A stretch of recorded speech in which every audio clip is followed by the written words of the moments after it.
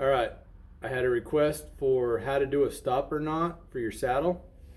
So I've got this bridge right here, and what we're going to do is we're going to show you how to tie this knot right here. Super simple. Make a loop, go through the loop, go through the loop again. So now you have two turns here. You're going to set that, so you're just going to let that tighten up.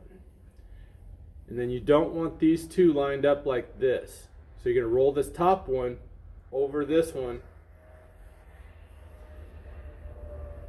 See, I'm rolling it over.